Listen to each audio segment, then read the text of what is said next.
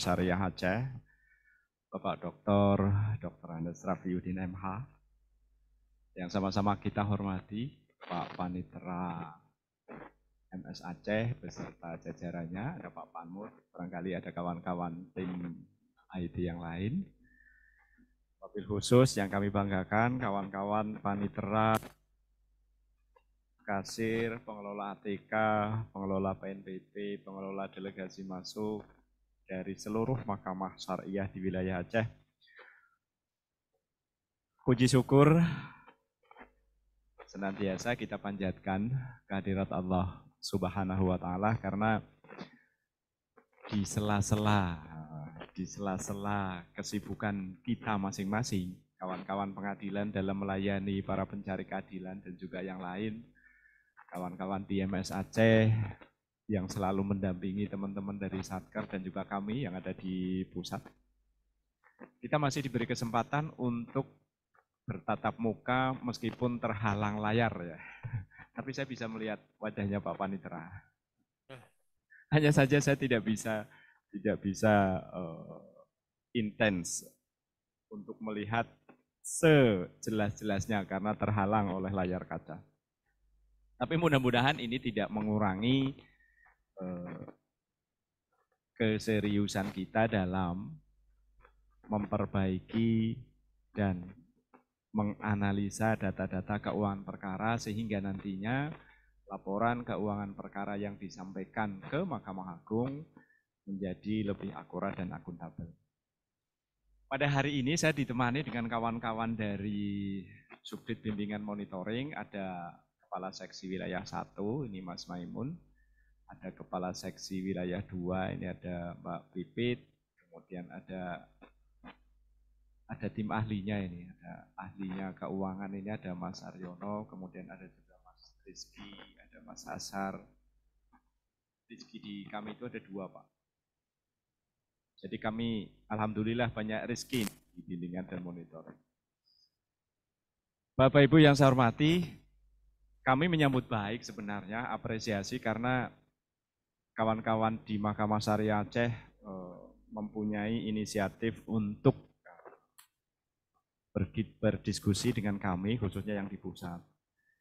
Ada beberapa hal yang memang kami amati, pergerakan data keuangan perkara ini, wilayah Aceh ini termasuk yang kelihatannya itu perlu mendapat perhatian khusus. Hanya kami belum sempat menjadwalkan, teman-teman dari Aceh sudah inisiatif ini, berarti menandakan bahwa kawan-kawan dari Aceh antusias untuk meningkatkan akuntabilitas keuangan perkara. Saya akan coba buka mulai dari akurasi laporan bulanan. Jadi saya mohon maaf, saya coba sampaikan data real berdasarkan hasil verifikasi dari teman-teman dari Mahkamah Syariah Aceh. Bagaimana kondisi laporan bulanan yang dibuat oleh teman-teman Mahkamah Syariah di wilayah Aceh khususnya. Jadi minta tolong di share screen ya Mas Rizky. Kenapa ini menjadi penting? Karena mulai bulan Agustus yang lalu, kita sudah uji cobakan pelaporan keuangan ke Mahkamah Agung, itu langsung diambil datanya dari e-keuangan, sehingga teman-teman di Satker tidak perlu lagi menginput manual ke aplikasi Komdanas di Mahkamah Agung.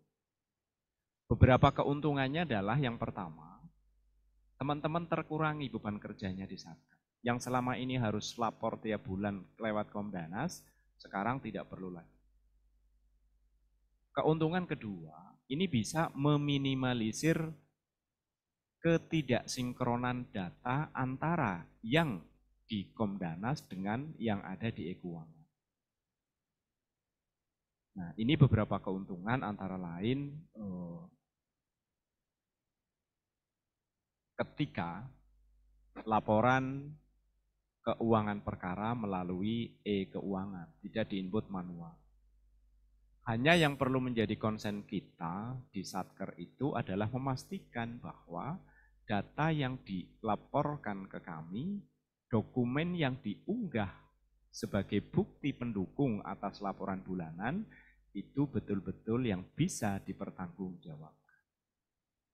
Kami sudah memiliki tools untuk teman-teman PTA sebagai kawal depannya Mahkamah Agung setiap bulan melakukan verifikasi atas laporan bulanan yang dikirimkan oleh Satker di wilayah hukum.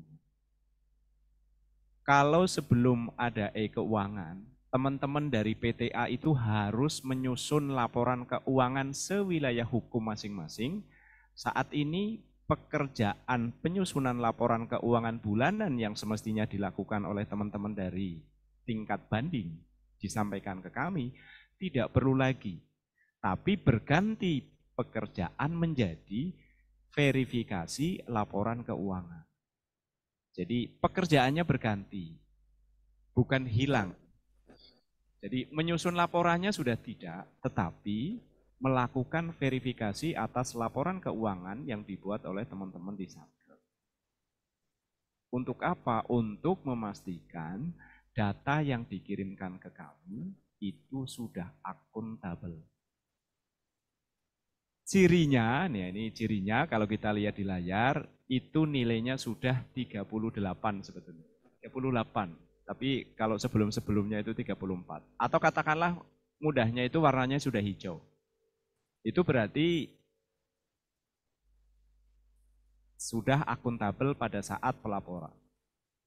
Nah, yang masih di bawah nilai itu biasanya kami kasih warna kuning untuk menjadi perhatian agar ini dilakukan perbaikan segera oleh Satker.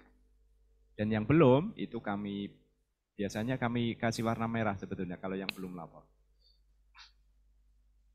Nah, ini kondisi di wilayah Aceh. Nah, kami berharap kuning hijau itu bukan menjadi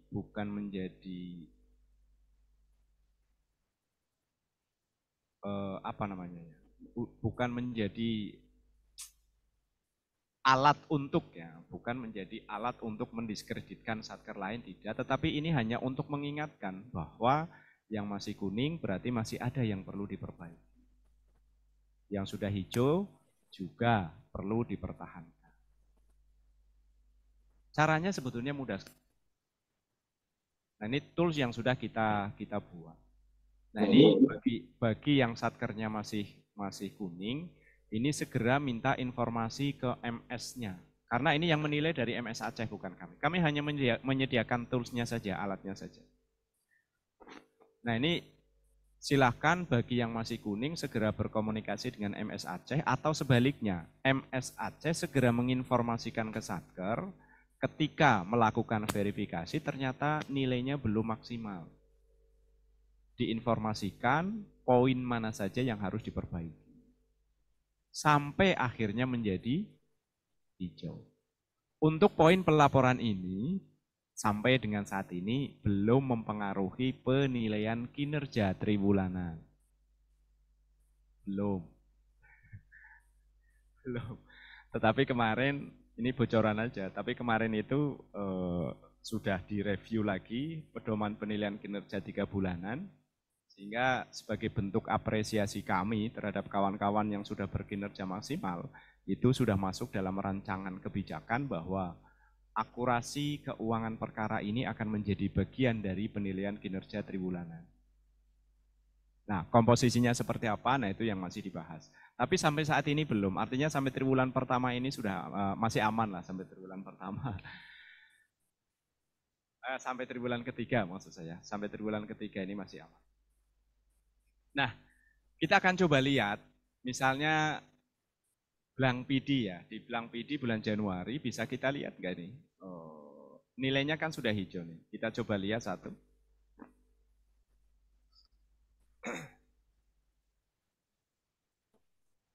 Nah, ini teman-teman MS cuma seperti ini saja. Ini kebetulan dokumennya, nah ini dokumen.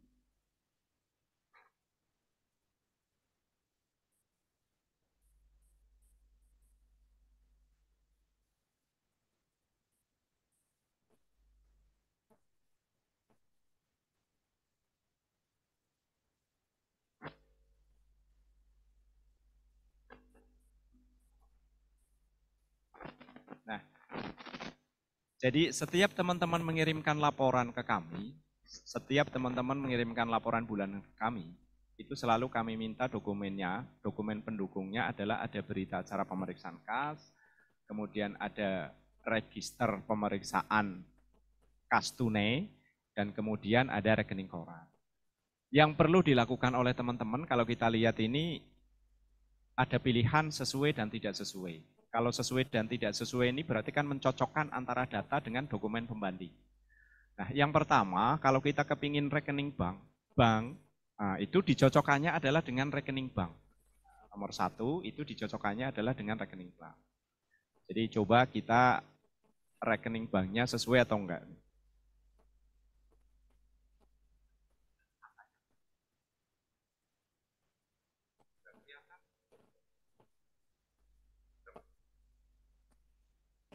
Nah,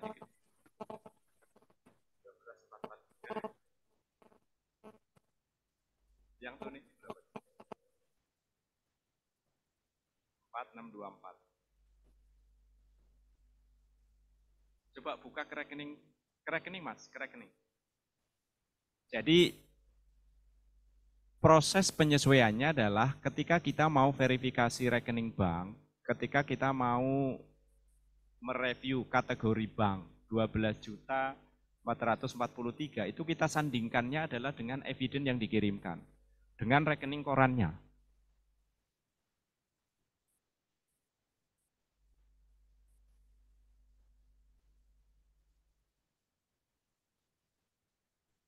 Nah, ini rekening koran. Nah, yang perlu dilakukan oleh teman-teman adalah apakah betul rekening koran ini adalah rekening bulan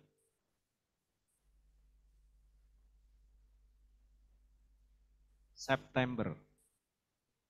Nah, kita lihat saldo akhirnya ada 12 juta 443.000. Oke. Berarti ini sudah sesuai, gitu kan? Nah, jadi berarti buku banknya sudah sesuai dengan rekening bank, makanya dipilih sesuai.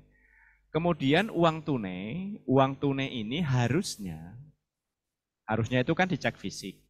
Cuman karena fisik itu teman-teman PTA nggak mungkin, berarti sandingannya adalah dengan register pemeriksaan kas itu juga boleh, atau kalau enggak berita acara pemeriksaan kas juga boleh.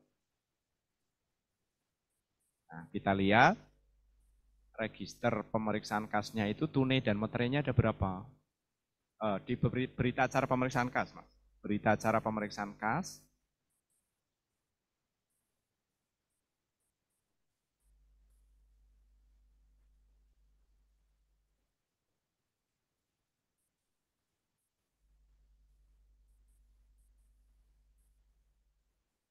Nah, ini bisa kelihatan. Tunainya ada berapa totalnya? 4.300.000 ya.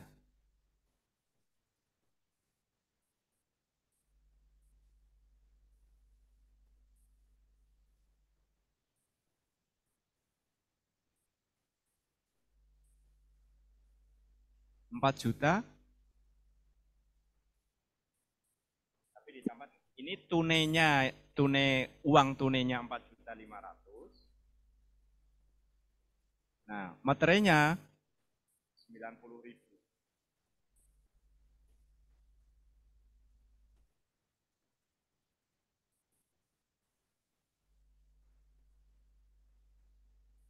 Nah, ini berarti sama karena antara uang tunai dan cuman yang perlu diperhatikan teman-teman PTA, periode pelaporan. Periode pelaporan itu adalah dari awal bulan sampai akhir bulan. Kita coba lihat yang di atas, Mas, judul atasnya itu. Nah, kalau kita lihat periode pelaporannya, ini adalah 1 September sampai dengan 29 September. Nah, kita coba lihat di berita acara pemeriksaan kasnya yang satu lagi.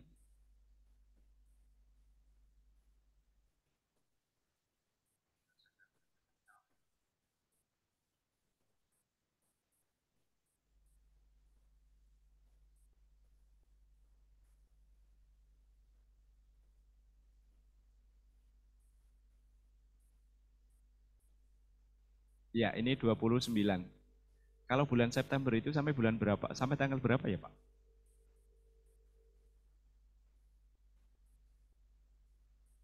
(30) itu hari libur atau hari kerja?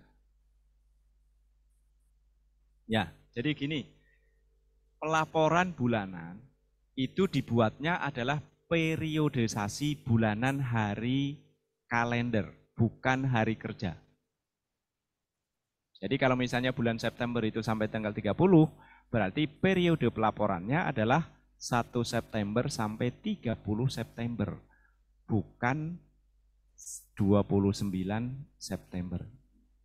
Pak, tanggal 30 itu hari Sabtu loh Pak. Apa saya harus masuk kerja hari Sabtu? Nah, kan gitu pertanyaannya. Tidak harus. Ketika ketemu hari akhir itu adalah hari libur, pelaporannya dilakukan di hari kerja berikutnya. Jadi misalnya tanggal 30 September hari Sabtu, kemudian tanggal 1 itu hari Minggu, berarti tanggal 2 Oktober itu dilaporkan ke kita dengan menggunakan tanggal 1 sampai 30 September. Kenapa seperti itu? Karena saat ini dengan pengadilan elektronik, kita sebagai Satker tidak bisa menutup rekening pengadilan untuk tidak menerima uang masuk ke rekening pengadilan. Jadi sangat dimungkinkan pada hari libur itu ada pihak yang ngambil salinan putusan, sehingga kemudian dia wajib bayar PNBP-nya, atau ada pihak yang membayar panjar biaya perkara atau tambah panjar biaya perkaranya. Kita tidak bisa tolak karena sistem perbankannya yang tidak mungkin kita kendalikan. Bisa saja hari Sabtu itu ada uang masuk ke rekening pengadilan. Padahal kata kuncinya nanti adalah buku bank harus sama dengan rekening pengadilan. Nah, itu yang menyebabkan kenapa periodisasi laporan bukan hari kerja, tetapi hari kalender. Jadi tanggal 31 sampai 30 September. Kapan dibuatnya? Dibuatnya di hari kerja berikutnya, di hari Seninnya. Nggak apa-apa dibuat hari Senin. Karena surat edaran Dirjen Badilak juga menyebutkan bahwa pengiriman laporan ke tingkat pusat paling lambat 2 hari kerja di bulan berikutnya. Jadi masih memungkinkan. Cuman untuk pemeriksaan kasnya dilakukan di hari kerja karena hari libur nanti takutnya sudah kecampur ya. Tapi untuk penyusunan laporannya, karena ini menyatu ya, pemeriksaan kas dan pelaporan itu menyatu. Itu penyusunannya dibuat di hari kerja berikut. Nah, ini tanggal 29 September ya, ini berarti saya khawatir kalau misalnya kemudian rekeningnya itu diambilnya tanggal 30 September, nah itu nanti angkanya akan berbeda dengan buku banknya. Nah, ini juga yang kemudian dikeluhkan dan menjadi catatan BPK pada periode pelaporan tahun 2022. Ada beberapa satker yang karena proses penyusunan laporannya tidak menggunakan hari kalender, akhirnya rekening bank yang dikirim dan ditelaah oleh BPK itu dianggap tidak sesuai dengan periodisasi laporan. Sehingga teman-teman harus membuat klarifikasi, termasuk kami yang dari Badila juga harus membuat klarifikasi. Ini kaitannya dengan laporan. Nah, ini hanya simulasi saja ya, yang kuning-kuning nanti tolong diperbaiki. Dan saya yakin teman-teman di BTA integritasnya cukup tinggi sehingga tidak cuma mengejar warna hijau, tapi benar-benar ingin menyajikan data yang akuntabel. Karena kita sudah simulasikan ya di bulan September ternyata datanya memang betul. Nah, kemudian untuk lipat 7A, 7B itu sandingan datanya adalah di berita acara pemeriksaan kas. Itu kan sudah ada lipat 7A, 7B, dan seterusnya. Kalau sesuai silakan diisikan sesuai, kalau tidak sesuai silakan diisikan tidak sesuai. Sampai terakhir di poin ketiga, Nah, itu kaitannya dengan angka. Kemudian verifikasi yang kedua itu adalah kaitannya dengan dokumennya.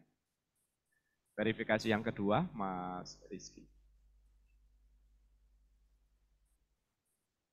Yang B.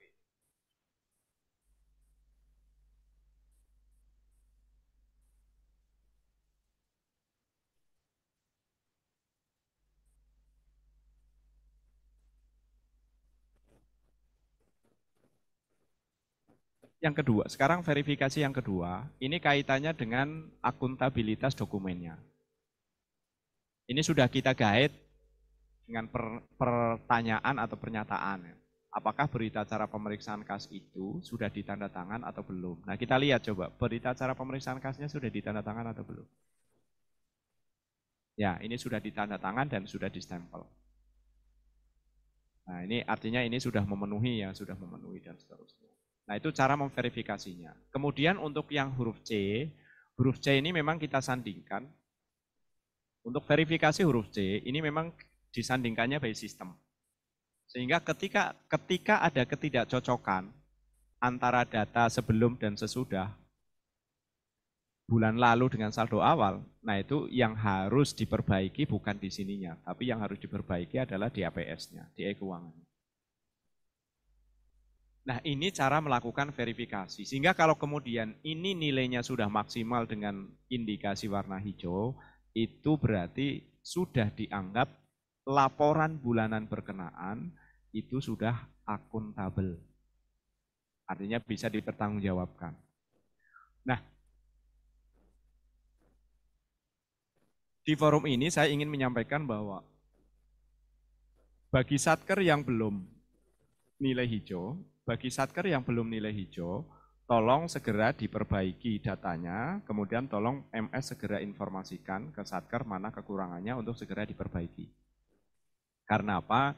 Karena nanti di awal bulan November kita sudah jadwalkan akan melakukan rapat evaluasi dengan Biro Keuangan untuk memastikan apakah laporan keuangan kita yang langsung ke Komdanas itu bisa dilanjutkan atau dihentikan. Dilanjutkan atau dihentikan itu tinggal tergantung teman-teman dari Satker. Kalau nilainya sudah hijau semua, kami berani untuk menjaminkan bahwa Biro Keuangan akan mau menerima laporan utuh dari kita.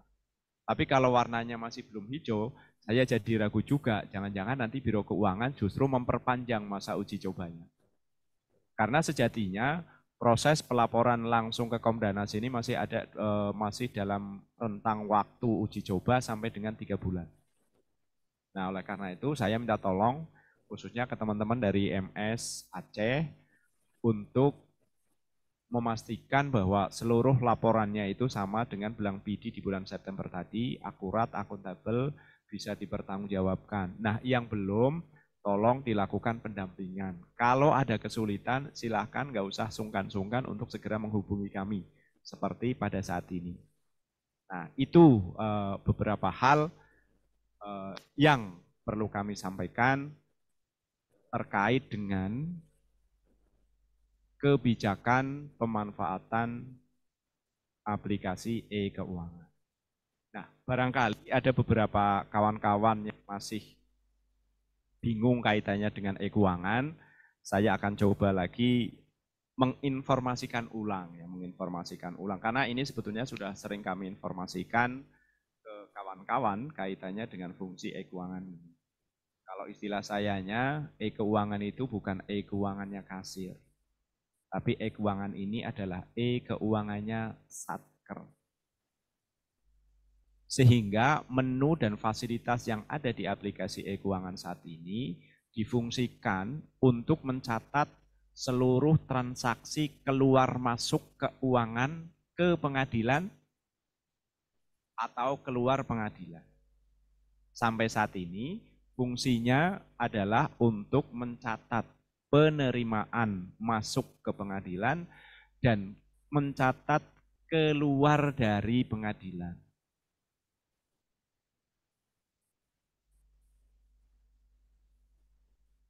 Bagaimana dengan Pak, kan saya kasir menyerahkan ke pengelola ATK.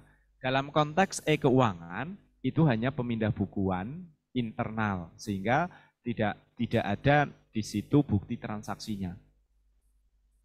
Yang kita siapkan bukti transaksi adalah untuk yang keluar dari haknya pengadilan. Contoh misalnya ketika uangnya pengadilan dipakai untuk membayar jurusita, berarti kan uangnya sudah keluar nih dari pengadilan. Uangnya sudah disetorkan ke kas negara karena PNBP. Nah, itu berarti uangnya sudah dikeluarkan. Nah, makanya itu yang kita fasilitasi ada kwitansinya. Uang HHKL-nya masuk ke pengadilan. Nah, itu yang kemudian kita fasilitasi pencetakan kwitansinya. Itu yang pertama. Bahwa e-keuangan itu bukan e-keuangannya kasir, tapi juga itu adalah e-keuangannya pengadilan. Sehingga nanti di dalamnya, sampai saat ini memang menu-menunya dan buku-buku bantunya, itu aksesnya masih sama, hanya saja harusnya dilakukan oleh orang yang berbeda ketika memang ditunjuk orang yang berbeda. Misalnya, di pengadilan itu ditunjuk pengelola ATK-nya terpisah, tidak tergabung dengan kasir. Kemudian misalnya di pengadilan itu ditunjuk delegasi masuk untuk mengelola sendiri di luar kasir. Dan yang pasti ada PNBP fungsional, ada bendahara penerima fungsional.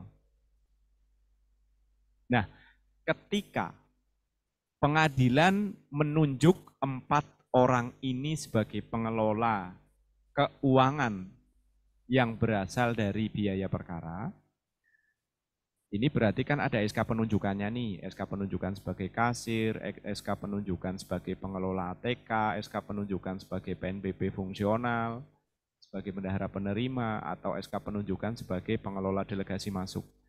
Ketika sudah ada SK ini, tolong buatkan akunnya masing-masing. Yang hak aksesnya sama dengan hak akses sebagai kasir. Pak, kenapa tidak dipisahkan ya? Nah, sampai dengan saat ini memang sistem kita belum memilah. Jadi meskipun dia dikasih hak akses sebagai ATK, dia juga punya hak akses sebagai kasir. Kenapa tidak dipisahkan? Karena memang konteks pembukuan yang kita buat sebetulnya semuanya muaranya, awalnya itu semuanya tanggung jawabnya kasir, karena yang menerima biaya perkara awalnya adalah kasir.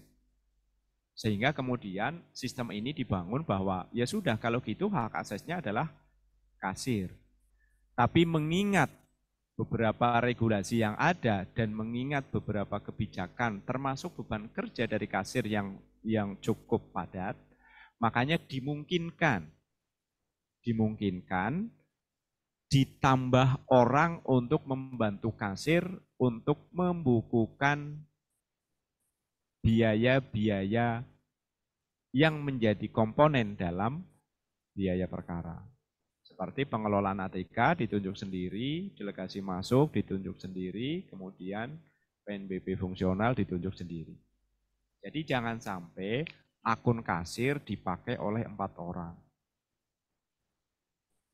Dari 4 orang itu harus memiliki akun masing-masing yang berakses sebagai kasir. Jadi jangan dibalik. Jangan akun kasir dipakai oleh 4 orang. Tapi 4 orang memiliki akun masing-masing yang memiliki akses sebagai kasir. Nah, itu yang harus dipastikan oleh semua satker. Karena apa? Karena kita sekarang kan sudah digital. Kalau ada perubahan data, kemudian dilakukan oleh petugas yang tidak berwenang, nah itu bisa di-tracking. Siapa ini yang merubah data panggilan? Nah, nanti bisa di-tracking. Siapa yang merubah data ATK? Nah, kalau 4-4-nya sudah ditunjuk, berarti nanti akan berefek pada pengelola ATK harus mengelola buku bantu ATK. Pengelola PNBP fungsional harus mengelola buku PNBP fungsional. Kalau di e-keuangan itu namanya buku HHK-HKL. Pengelola delegasi masuk mengelola buku delegasi masuk.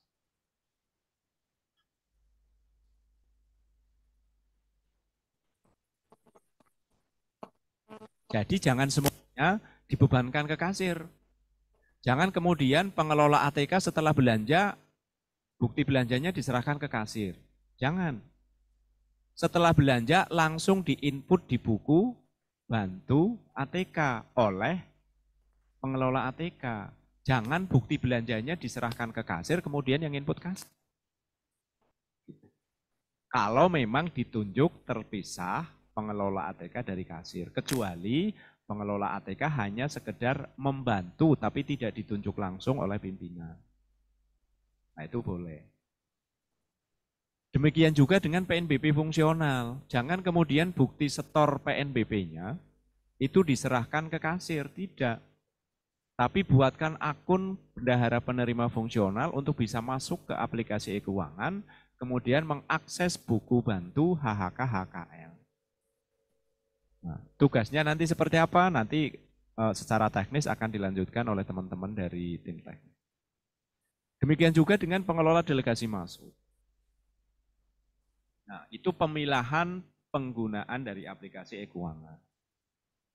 Jadi yang pertama, e-keuangan itu bukan hanya miliknya kasir, tapi miliknya Satker. Jadi kalau selama ini misalnya ada beberapa teman yang punya pandangan bahwa e-keuangan itu kan tanggung jawabnya kasir gitu. Tanggung jawabnya iya, tetapi pelakunya tidak hanya kasir sesuai dengan kebijakan dari masing-masing Satker. Kebijakannya itu antara lain apakah ditunjuk sendiri pengelola TK. Nah kalau ditunjuk sendiri berarti dia harus memiliki akun di e-keuangan. Itu yang saya maksud, pelakunya itu bukan hanya kasir. Jadi pastikan masing-masing masuk ke aplikasi e-keuangan menggunakan akunnya masing-masing, bukan menggunakan akun yang lain. Itu yang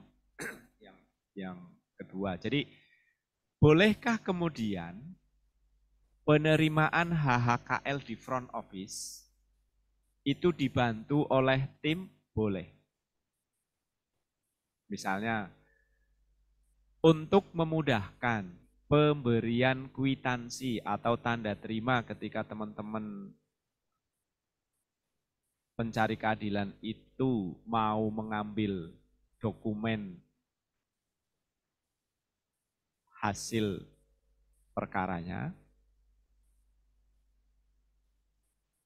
biar sekaligus dicatatkan di e-keuangan, silahkan teman-teman di front office juga ditunjuk untuk melakukan pembukuan HHKL. Di SK-kan, kemudian dibuatkan hak aksesnya. Di beberapa pengadilan, ketika ada pihak yang ngambil salinan putusan atau akte cerai, itu dibuatkan kwitansinya itu manual, kemudian diserahkan ke kasir, kasir baru nginput. Nginputnya pun kadang-kadang kalau ingat. Nah, ini yang repotnya. Sehingga banyak sekali, jadi terrekod di kita sebetulnya, ada satker yang tidak nginput HKL. Karena kasusnya bisa jadi seperti itu. Di front office menerima uangnya tunai, dibuatkan kwitansinya manual, kemudian kwitansinya dipegang sama petugas yang di depan, tidak diserahkan ke kasir, atau diserahkan ke kasir tapi borongan, nanti mingguan. Harusnya tidak seperti itu. Jadi kapan dibukukan adalah sesaat setelah dilakukan transaksinya. Jangan nunggu besok hari. Pak, kerjaannya banyak. Makanya diperbanyaklah orang yang membantunya kalau memang kerjaannya cukup.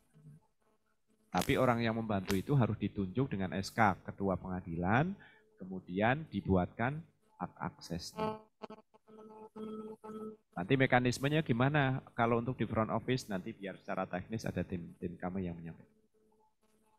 Itu yang kedua untuk pengelolaan akun.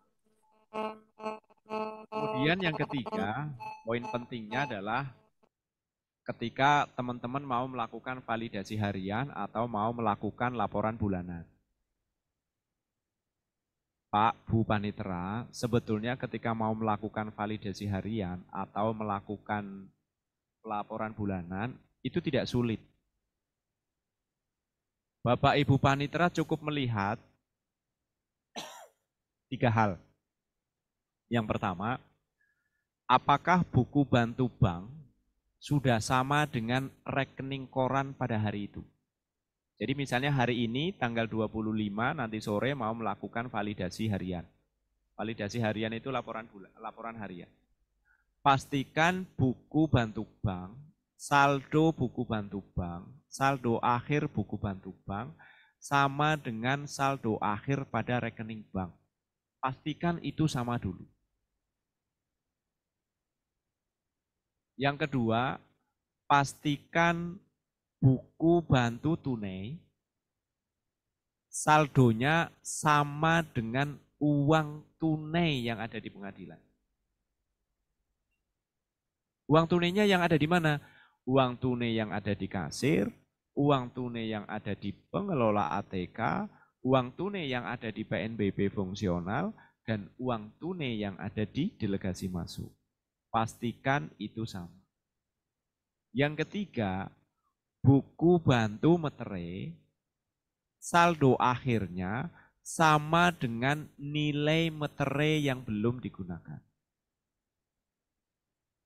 Nah, kuncinya di 3 buku itu. Kalau 3 buku bantu ini sudah clear sama semua, itu silakan divalidasi.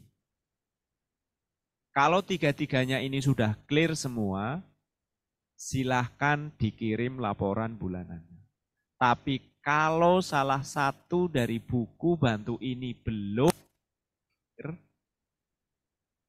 misalnya buku bantu bank belum sama dengan rekening bank, buku bantu tunai sama meterai sudah sama. Atau buku bantu tunai tidak sama dengan uang tunainya. Padahal buku bank sama buku meterai sudah sama. Atau buku bantu meterainya belum sama dengan nilai meterai, padahal buku tunai sama buku banknya sudah sama. Itu berarti ada pembukuan yang belum rapi. Jangan divalidasi dulu dan jangan dilaporkan dulu. Tapi perbaiki data di buku bantunya. Perbaiki data di buku bantunya. Jadi cukup mudah sebetulnya. Untuk Bapak Ibu Panitera ketika mau melakukan validasi harian.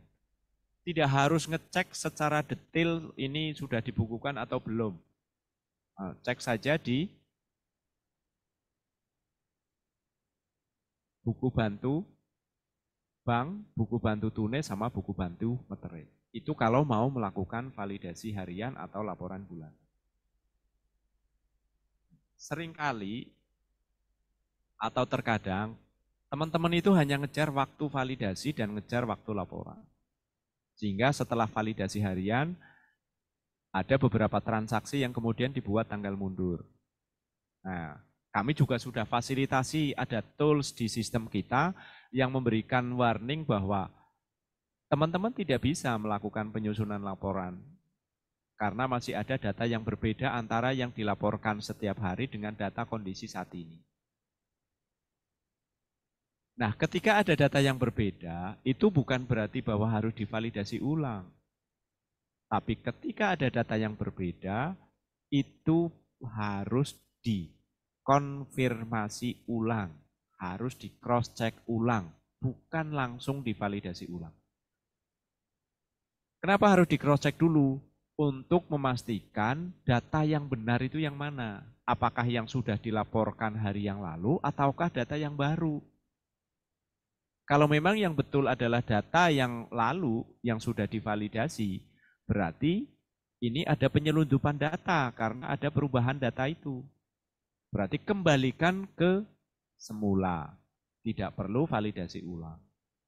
Kecuali kalau data yang lama memang keliru, kemudian ada perbaikan dan yang betul adalah perbaikannya, silahkan baru divalidasi ulang. Jadi kalau ada menu cek, itu bukan berarti harus validasi ulang, tapi harus dikonfirmasi ulang.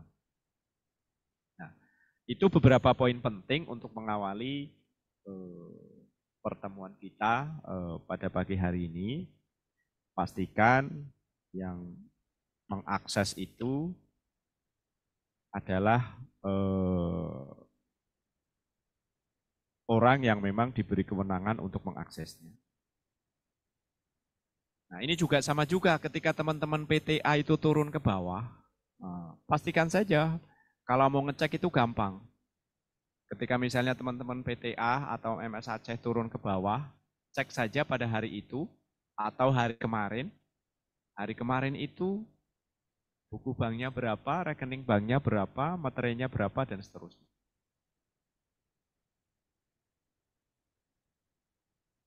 Itu pengantar saja dari saya. Kemudian untuk nanti yang secara teknis, kalau memang teman-teman masih membutuhkan kita simulasikan dari awal ya nggak apa-apa, tapi nanti kita pinjam salah satu MS untuk kita simulasikan.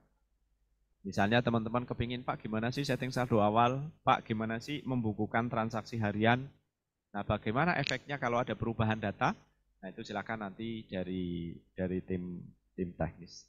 Nah sebelum lanjut ke tim teknis, saya kepingin mendengar lebih dulu, Pak Panitera ya, sebetulnya selama ini kesulitan kawan-kawan itu di bidang mananya agar kami bisa fokus, mengingat sudah 2 tahun sebenarnya ya, sudah 2 tahun kita melakukan simulasi, tapi bisa jadi selama 2 kali setiap tahun kita melakukan simulasi dalam forum BIMTEK itu barangkali memang ada yang belum dipahami. Tapi seiring waktu berjalan, ketika teman-teman mengimplementasikan setiap hari menggunakan e-keuangan, kalau memang ada kendala silahkan. Jadi sebelum dilanjutkan ke tim teknis kami. Jadi kami persilahkan teman-teman kendalanya di mana ketika menggunakan e-keuangan, silakan disampaikan dan kami mohon silakan Pak Panitra diberi kesempatan untuk kawan-kawan dari Satker. Ya. Terima kasih Pak Sutarno. Untuk berikutnya, sebelum tim teknis dari Badilak mendampingi kita semua, sesuai dengan arahan Pak Kasubdit tadi, kami persilakan ya kepada tim keuangan dari Satker yang bertanya tentang kesulitan apa saja, ya, kesulitan apa yang paling sering ditemui dalam tentang validasi keuangan perkara ini. Kami persilakan satu dahulu. Ada yang resen? Dan dari mana? Banda Aceh. Persilakan. Ya, persilakan Banda Aceh. Yang lain demut ya. Silakan Banda Aceh, persilakan. Terima kasih. Assalamualaikum warahmatullahi wabarakatuh. Waalaikumsalam warahmatullahi wabarakatuh. Kalau dalam hal validasi kita tidak ada kendala Pak, tapi kami ingin menanyakan hal yang lain. Apa dibenarkan Pak? Bentar, coba suaranya agak dideketin ya, biar di kitanya lebih jelas. Coba diulang lagi, maaf Ibu. Suaranya Bu Panitra, coba. Bu Kalau Wakil. masalah validasinya memang kita tidak ada kendala Pak, hanya dengan waktunya aja. Oke. Maaf Ibu Panitra, Banda Aceh ini mic-nya bermasalah nih Bu, gema. Jadi di kami ini nggak bisa mendengarkan suara Ibu dengan jelas. Ekonya di... Pak, kami ganti mic-nya dulu Pak. Iya, iya. Oh. Ntar ya, pas USB.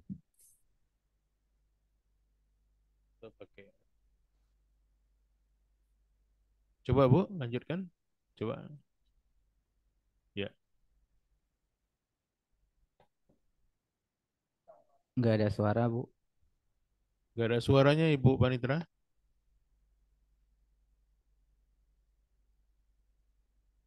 Tadi udah di... Ya, karena mati lampu Pak, tapi itu. Ini masalahnya bukan listrik, kok masalah sound ini.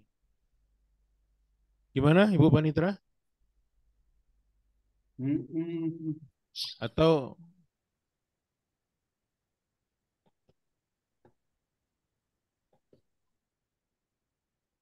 Oke, karena ada masalah di sound. Nah, coba Heri aja. Baik, mungkin gini ya Pak Tarno, sedikit saya beri ini gambaran. selama ini di MS Aceh ini kita sudah juga beberapa kali melakukan pendampingan melalui Zoom, baik itu yang internal di wilayah MS Aceh dan juga yang dengan Badilag juga selama ini. Dan juga dari tim MS Aceh ada turun di beberapa satker, termasuk tahun lalu itu di MS Banda Aceh untuk membenahi masalah keuangan perkara ini. Namun memang sampai saat ini ada beberapa satker itu yang masih terjadi permasalahan di keuangannya, Pak. Jadi permasalahan itu mungkin memang sudah dari beberapa tahun yang lalu yang sampai saat ini belum selesai. Jadi seperti MS Banda Aceh dan juga MS Igi, kita pernah turun. Iya, kita pernah turun. Mereka minta waktu. Kemarin itu seperti MSID, mereka minta waktu untuk menelusuri secara internal selisih-selisih ataupun permasalahan di keuangan perkara sebelum itu ditindaklanjuti di keuangan, dan itu sudah kita berikan waktu. Namun sampai saat ini memang ternyata di MSIG itu masih terpantau sepertinya ada kendala, Pak. Dari kita lihat monitoring di Kinsatker itu sendiri, masih ada presentasi pelaporan yang tidak maksimal dan juga masih ada yang belum diinput. Nah, mungkin secara detailnya seperti MS Banda Aceh kemarin kita sebelumnya memang sudah melakukan pendampingan itu karena kemarin itu memang permintaan dari Ibu Panitra MS Banda Aceh juga. Kita sudah lakukan pendampingan terhadap MS Banda Aceh yang di situ ada kasir. Jadi kendalanya di situ memang transaksi. Jadi uang keluar, uang masuk di keuangan perkara itu tidak dicatatkan secara real time pada hari yang terjadinya transaksi. Makanya kalau tidak dicatat, dikelola secara keuangan, maka kan akan terjadi selisih terus kan. Nah, seperti itu. Mungkin itu gambarannya Pak Tarno selama ini. Makanya dengan Zoom hari ini kita mau masukkan juga di Satker Banda Aceh, Sigdi dan juga Merdu dan lainnya yang belum input ataupun masih terjadi selisih, itu kita mau tahu di mana kendalanya dan nanti mungkin kita minta arahan dari Badilag untuk bagaimana solusi untuk memperbaikinya. Demikian, Pak. Baik, makasih Mas Heri. Jadi ketika saya coba amati itu gini, pergerakan data keuangan itu memang khususnya di wilayah Aceh ini memang kelihatannya masih perlu didampingi secara khusus. Jadi forum ini kebetulan sekali ketika Yang Mulia Pak Ketua hadir, kemudian teman-teman panitera juga hadir. Jadi di keuangan itu, kenapa validasi itu harus akun panitera? Dan kenapa laporan itu harus akun panitera? Itu sebetulnya karena memang selain karena tanggung jawab sebagai penanggung jawab keuangan perkara, juga sebagai alat kontrol apakah seluruh transaksi keuangan itu sudah dibukukan secara maksimal atau belum. Nah, ketika akun panitera ini diserahkan ke kasir untuk melakukan validasi harian atau untuk menyusun laporan bulanan, akhirnya nanti mekanisme kontrol yang sudah coba kami bangun melalui sistem akhirnya tidak jalan. Kalau kemudian masing-masing panitera menggunakan akunnya sesuai dengan kewenangannya, setiap hari kontrol keuangan perkaranya, setiap bulan juga dikontrol keuangan perkaranya, mudah-mudahan laporan bulanan dan laporan tahunan itu menjadi lebih ringan dan lebih mudah. Makanya tadi saya kasih kata kunci.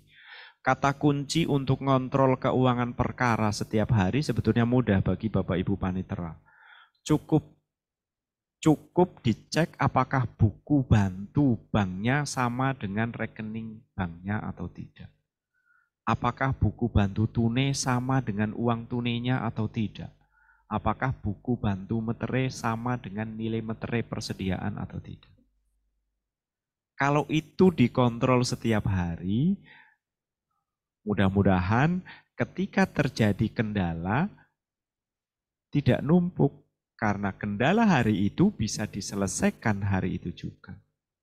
Tapi kalau mekanisme kontrol ini nggak jalan, bisa jadi permasalahannya tiap hari menumpuk, akhirnya malah menjadi tidak selesai.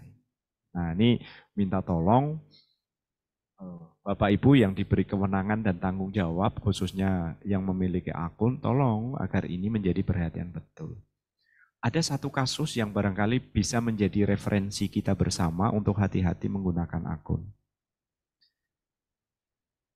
Ketika kami tarik data SIPP,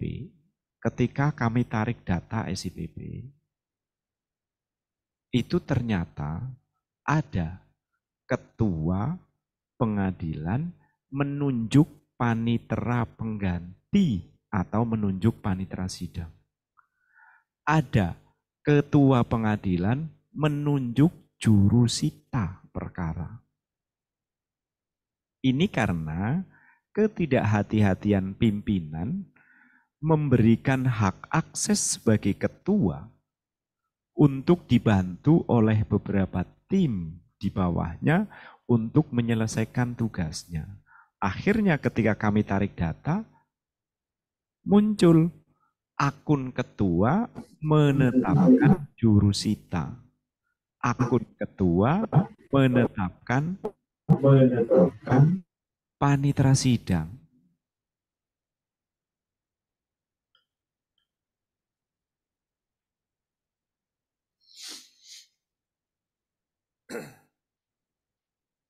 Nah, ini yang harus hati-hati. Makanya saya sampaikan, tolong hati-hati kalau memang itu sudah menjadi tanggung jawabnya. Karena apa? Rekam digitalnya itu tidak bisa dihapus. Akan melekat di sistem. Nah, makanya tadi kami sampaikan, bagi teman-teman yang ditugaskan untuk membantu pembukuan di kasir, silahkan di SK-kan, kemudian dibuatkan akunnya masing-masing. Sehingga nanti rekodnya itu ada di rekod masing-masing. Dan ini memudahkan teman-teman ketika menyusun capaian kinerja bulanan.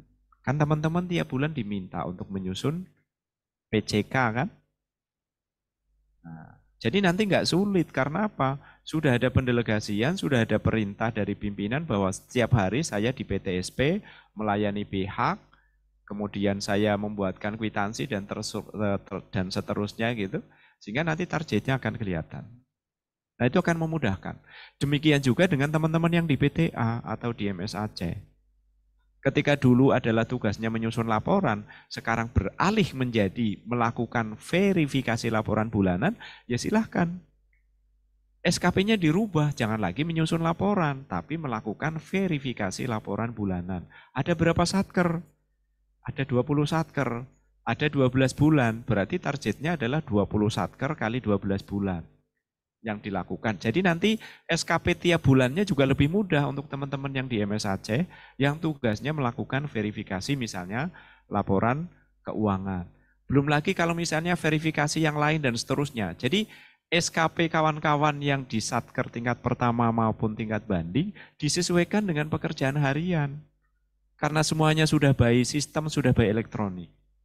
Sama ketika kawan-kawan Panmud di tingkat pertama, itu melakukan verifikasi di e-register. Cantumkan bahwa SKP saya saat ini adalah melakukan verifikasi data gugatan melalui aplikasi e-register. Demikian juga dengan Pak Paniteranya. Karena permanya mengamanatkan seluruh administrasi perkara menjadi tanggung jawab panitera. Makanya kemudian kami membangun e-register untuk menjembatani Bapak Ibu Panitera, kawan-kawan Panmut ketika melakukan verifikasi apakah inputan di SIPP itu sudah betul atau belum sesuai dengan dokumen sumber. Jadi tolong kawan-kawan yang mempunyai akun, jangan disebarluaskan akunnya. Kalau memang mau dibantu, silakan buatkan SK-nya, kemudian bukakan akunnya sepanjang pekerjaan itu memang bisa didelegasikan. Tapi kalau pekerjaan itu tidak bisa didelegasikan, ya jangan kemudian ditunjuk kemudian dibuatkan akun, karena itu nanti nggak nyambung lagi. Sepanjang pekerjaan itu bisa didelegasikan, bisa dibantu oleh yang lain, silahkan SK-kan, kemudian buatkan akunnya sesuai dengan kewenangan yang diberikan dalam SK pimpinan pengadilan. Nah itu kaitannya dengan pengelolaan akun dan ketertiban. Jadi kalau kemudian akunnya Panitera diserahkan ke kasirnya, ya nanti nggak ada cross-check-nya. Nanti nggak ada cross-check-nya gitu kan, nggak ada cross-check-nya.